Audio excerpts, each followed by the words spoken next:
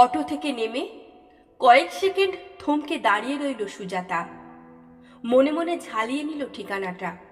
বিথি কাল যেমনটা বলেছিল তাতে তো বাস রাস্তা থেকে দূরে হওয়ার কথা নয়, হাঁটা পথে বড়জোর মিনিট 5। একটা রিক্সা নিয়ে নেবে। থাকবে, বয়স যাই হোক, এখনো তো পা দুটো অচল হয়নি। অঘ্রাণের দুপুর, আকাশে ছেঁড়া ছেঁড়া মেঘ, একটা মলিন রোদ বিছিয়ে আছে শহরের গায়ে। বাতাসে সামান্য শিরশিরে ভাব। তাঁতের শাড়ির আঁচলখানা ভালো করে গায়ে জড়িয়ে নিয়ে সুজাতা চলা শুরু করলো। কপা গিয়ে ঘড়ি দেখলো কবজি উল্টে। অমনি মন খচখচ। 2:30 বাজে। আর ঘন্টাখানেকের মধ্যে নাতি নাতনি স্কুল থেকে ফিরবে হুড়মুড়িয়ে। ওই সময়টাই সুজাতার বাড়িতে না থাকাটা কি ঠিক হলো? মাম্পি ভুতুমের অবশ্য ঠাম্মাকে আর তেমন প্রয়োজন হয় না, তাকে আর সেভাবে ওরা আমলও দেয় না। ঠাম্মা নামের একটা মানুষ আদৌ ঘরে আছে কি নেই সেটুকুও খেয়াল করবে কিনা সন্দেহ। বৈকালিক জলখাবার বানিয়ে দেওয়ার জন্যে বাড়িতে মালতী মজুদ। তড়িঘড়ি ইউনিফর্ম ছেড়ে নাকে মুখে যা হোক গুঁজে ভাই বোন তো ধা মারবে যে যার মতো। মাম্পি যাবে টিউশন পড়তে, ভুতুম সামনের পার্কে। অতএব তাদের কথা ভেবে সুজাতার গৃহে অবস্থান করাটা তো নেহাতি মূল্যহীন নয় কি? তবু চিন্তা পিছু ছাড়ে কই। যদি কোনো কারণে সময় মতো না ফিরে ছেলে মেয়ে দুটো, যদি পথে স্কুল বাস খারাপ হয়, যদি অন্য কোনো সমস্যায় আটকা পড়ে স্কুলে। রুমা তো মাঝে মাঝেই 4টে নাগাদ ফোন করে অফিস থেকে, খোঁজ খবর নেয় ছেলে মেয়ের। তখন যদি শোনে ওরা এখনো আসেনি, ওদিকে শাশুড়ি ঠাকুরুন কোথাও একটা চড়তে বেরিয়ে গিয়েছে, রুমা খুব প্রীত হবে কি? মুখে হয়তো বলবে না কিছু, তাও না, রুমাকে বোধহয় সকালে জানিয়ে দেওয়া উচিত ছিল। কি করবে, আজই যে বিথির ডেরায় ছুটবে এমন তো পরিকল্পনা ছিল না। বহুদিন পর কাল বিথির ফোনটা পেয়ে জোর চমকেছিল বটে, অবিলম্বে দেখা করার বাসনাও জেগেছিল। তারপর সন্ধেবেলা টিভি সিরিয়াল দেখতে দেখতে কখন যেন চাপাও পড়ে গিয়েছিল ইচ্ছেটা। সকালে বাড়ি ফাঁকা হতে ফের কৌতূহলটা এমন চাগার দিয়ে উঠল, যাকগে মরুকগে, অত টেনশন করার কোনো মানেই হয় না। সুজাতার হাতে সংসারটা ছাড়া থাকে বলে তার কি ইচ্ছে মতো বেরোনোর স্বাধীনতাও নেই? রুমা কবে দেরিতে ফিরবে, বাবুন কবে অফিস ট্যুরে বাইরে যাবে, কিছু কি আগে থেকে জানতে পারে সুজাতা? বলার প্রয়োজন বোধ করে কেউ? পরশুই তো দুজনে কোন বন্ধুর ম্যারেজ অ্যানিভার্সারিতে গেল, রাত্রিরে যে তারা খাবে না শুনতে হলো কিনা মালতীর মুখ থেকে। তাহলে চিন্তা ছিঁড়ে গেল সহসা। শান্তিনীর এসে গিয়েছে। কালো গেটের গায়ে সাদা হরপে লেখা নাম ঠিকানাটা চোখ কুঁচকে একবার পড়ল সুজাতা। তারপর চশমা ঠিক করে ভেজানো গেট ঠেলে ঢুকেছে অন্দরে। সামনেই এক ফালি সবুজ, 3 ধারে তার মরশুমি ফুলের সমারোহ। গাঁদা, চন্দ্রমল্লিকা, ডালিয়া, পমপম। কুড়ি এসেছে ডালিয়ায়, ছোট ছোট গাঁদা ঝিকঝিক হাসছে। মাঝখানে একটা তুলসী মঞ্চও আছে বাঁধানো। বাগান ঘিরে ইউ শেপের দোতলা বাড়ি, টানা বারান্দাওয়ালা। সুজাতা যেখানে দাঁড়িয়ে তার ওপারেই বুঝি অফিস ঘর, কারা যেন কাজ করছে সেখানে। অদ্দূর অবধি অবশ্য যেতে হলো না, তার আগেই এক বয়স্কা মহিলা একতলার সরু বারান্দায়। কাকে খুঁজছেন? সুজাতা এক পা এগোলো। বিথি, মানে বিথিকা ঘোষাল। বিথি, একটু দাঁড়ান, ডেকে দিচ্ছি। মিনিট কয়েকের মধ্যেই চটি মশমশিয়ে বিথির আবির্ভাব। সুজাতার মতো ভারী কি হয়নি শরীর, একই রকম রোগা আছে এখনো, একই রকম রিজুও। বিথির লম্বাটে মুখে একগাল হাসি। ও মা, তুই আজই আসবি, কাল তো বললি না? সুজাতা মিটিমিটি হাসছে। তুই একাই সারপ্রাইজ দিবি নাকি? ভাবলাম আমিও তোকে। বেশ করেছিস, আয়। হাত ধরে প্রায় কিশোরীর উচ্ছলতায় সুজাতাকে দোতলায় নিয়ে এলো বিথি। যেতে যেতে বকে যাচ্ছে অবিরাম। এখন নাকি একতলার বড় ঘরে টিভি দেখছিল অনেকে মিলে। দুপুরের দিকে এই সময়টায় টিভি সিরিয়াল দেখা নাকি একটা ছল। দিবানিদ্রা এড়ানোর জন্য নাকি জড়ো হয়, নামকাও আসতে টিভি চলে। যে যার মতো গল্প করে যায়। এতে নাকি দুপুরগুলো হুশ হুশিয়ে কাটে। টানা বারান্দার প্রায় শেষ প্রান্তে নিজের ঘরখানায় সুজাতাকে এনে বসালো বিথি। ছোট্ট ঘর, মেরে কেটে 10x10। তার মধ্যেই একটা সিঙ্গেল বেড খাট, ছোট আলনা, বেটে আলমারি, এক সেট টেবিল চেয়ার, খুদে টিভি স্ট্যান্ড, দেওয়ালে আয়না, দরজার ধারে ছোট টুলে জলের কুঁজো। এত জিনিস ঢুকলো কি করে এখানে? লাগোয়া একটি বাথরুমও আছে, আয়তনে ঘরের সঙ্গে মানানসই। শাওয়ার প্রায় কোমরের উপর ঝুলছে। পলকের জন্য বিথির শ্বশুর বাড়িখানা যেন ভেসে উঠল সুজাতার চোখে। প্রাচীন বাড়ির একটা অংশে থাকতো বটে, কিন্তু কি বিশাল বিশাল ঘর! কত বছর আগে গিয়েছিল সুজাতা, তবু এখনো মনে গেঁথে আছে। কি এমন হলো যাতে ঠাঁই নাড়া হয়ে বৃদ্ধাশ্রমের এই খুপড়িতে এসে মাথা গুঁজতে হলো বিথিকে? প্রশ্নটা জিভে এসে গিয়েছিল, তার আগেই বিথি জিজ্ঞেস করল, কি রে, চা খাবি তো? এখন? সুজাতা একটু আমতা আমতা করল। তোদের লোকজনরা বিশ্রাম করছে। ধুত, ঘরেই বানাবো, ইলেকট্রিক কেটলি আছে। বানা তাহলে। আমি কিন্তু চিনি দুধ খাই না। আমিও না। খাটের তলা থেকে বৈদ্যুতিক কেটলিখানা বার করলো বিথি। বোর্ডে প্লাগ গুঁজে আন্দাজ মতো জল চড়িয়ে দিয়ে বলল, তোকেও কি সুগারে ধরেছে আমার মতো? না রে, মুটিয়ে যাচ্ছি তো। বিছানায় বসলো সুজাতা। আর দুধটা না খেলে অম্বলও কম হয়। ভালোই করেছিস, চাই তো আসল, দুধ চিনি তো বাহুল্য। বিথি মুচকি হাসল। আমার যেমন এই ঘরটুকুতেই কুলিয়ে যায়। ভবানীপুরের বাড়ির এত এত জায়গাকে এখন বাড়তি বলে মনে হয়। কিছু যেন গোপন করছে বিথি।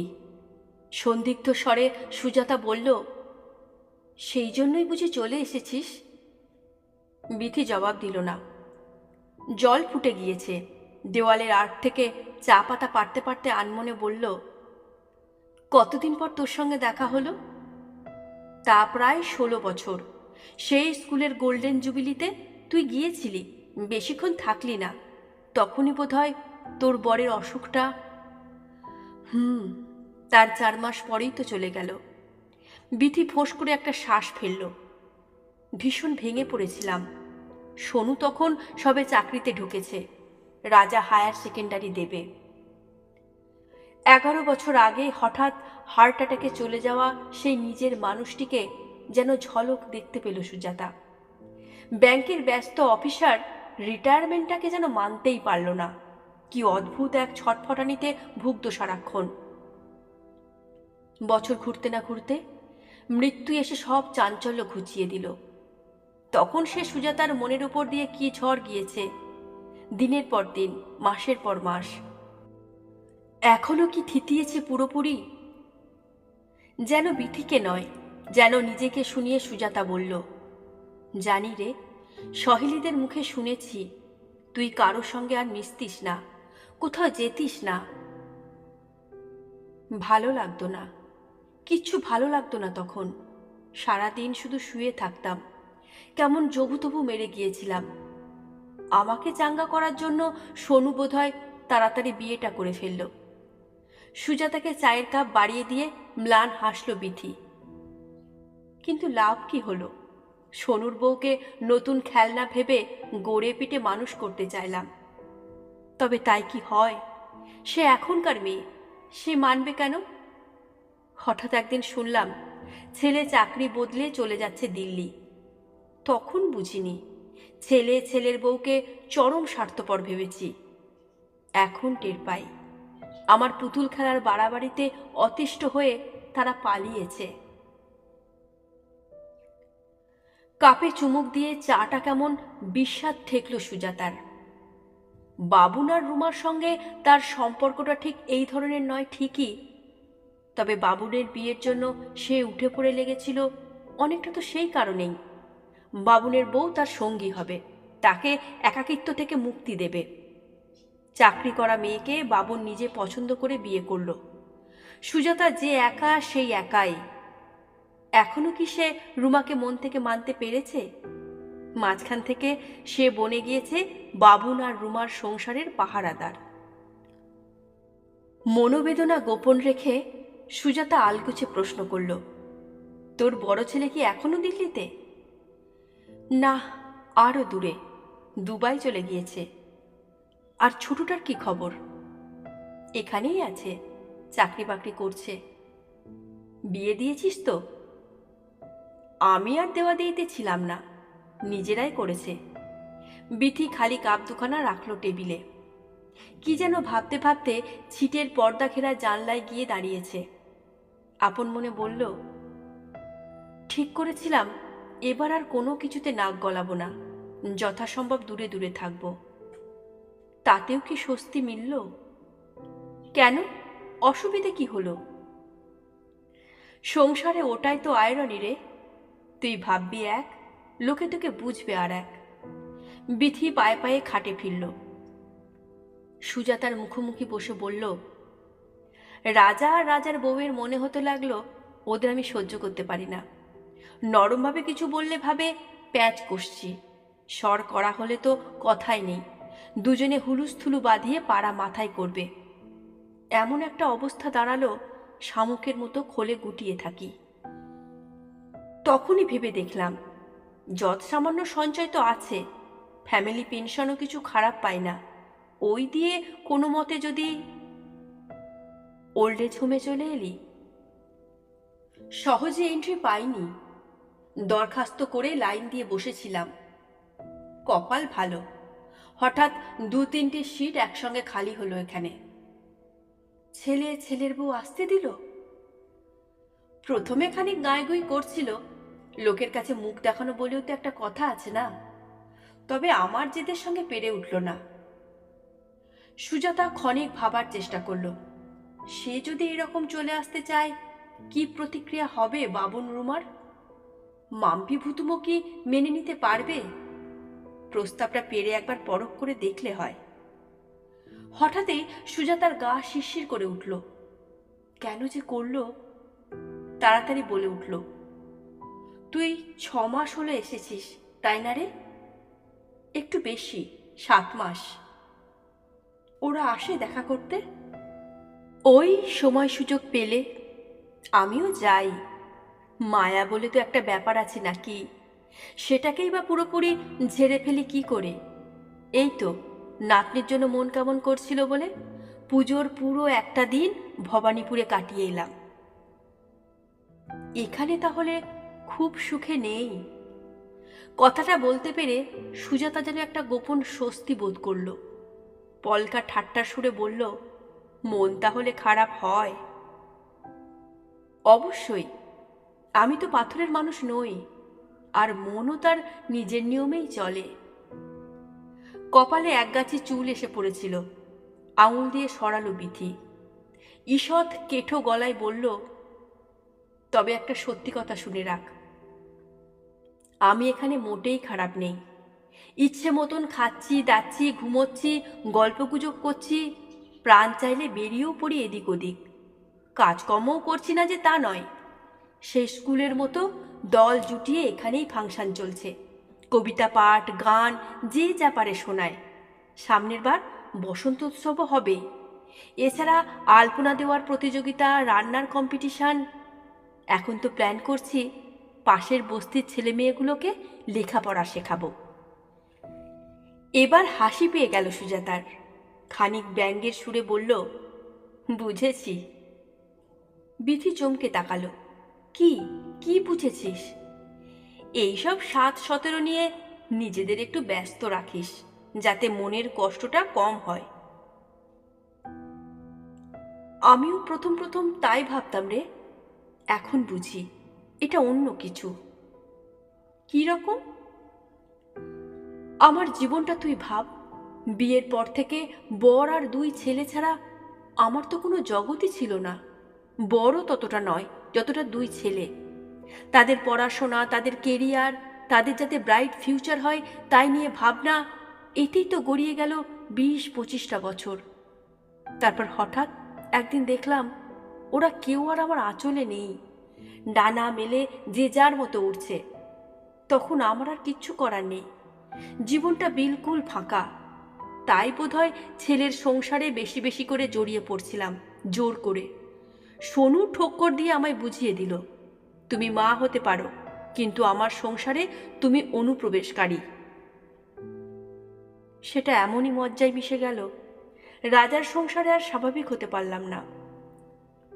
বিথি একটু দম নিল। এখানে এসে টের পাচ্ছি আমি শুধু রাজা সোনুর মা নই, প্রশান্ত ঘোষালের বউ নই, এর বাইরেও একটা বিথিকা ছিল, যাকে ইচ্ছেই হোক অনিচ্ছেই হোক আমি ঘুম পাড়িয়ে রেখেছিলাম। সেই বিথিকাটাই এখন এই শান্তনীরে বাস করতে এসেছে। যতদিন শরীর সক্ষম থাকবে, কিংবা এখানকার দীপালিদি রত্নাদিদের মতো ভীমরতি ধরবে না, ততদিন তো নতুন বিথিকাটা তার মতো করে বাঁচুক। সুজাতা আচ্ছন্নের মতো শুনছিল, অস্ফুটে বলল, তুই যে ভালো আছিস সেটা দেখানোর জন্যই বুঝি আমায় ডাকলি? না রে, ঠিক তা নয়। মাঝে মাঝে ছোটবেলার বন্ধুদের কথা মনে পড়ে তো, তারা কে কেমন আছে জানতে ইচ্ছে করে। বিথি নির্মল হাসল। তুই নিশ্চয়ই খারাপ নেই, চাকরি বাকরি করতিস, নিজের একটা পৃথিবী ছিল, ছেলেও তো শুনি খুব বুঝদার। বুকটা চিনচিন করে উঠল সুজাতার। সত্যি কি তার কোনো আলাদা ভুবন ছিল, আছে? ঘরোয়া গৃহবধূ বিথির সঙ্গে তার যাপিত জীবনে কতটুকুই বা তফাত? বাবুন রুমা যথেষ্ট ভদ্র শালীন, মাকে খুব অযত্ন করে না, কিন্তু তাতে কি সুজাতার অবস্থানের কিছু অদল বদল ঘটেছে? এই যে হঠাৎ হঠাৎ হৃৎপিণ্ডটা দুকদুক করে উঠছে, অজান্তেই ঘড়ির কাঁটায় চোখ চলে যাচ্ছে বারবার, এটা কার উৎকণ্ঠা? মাম্পি ভুতুমের ঠাম্মার, রুমার শাশুড়ির, বাবুনের মায়ের? অন্তত সুজাতার যে নয়, এ তো হলপ করে বলতে পারে সুজাতা।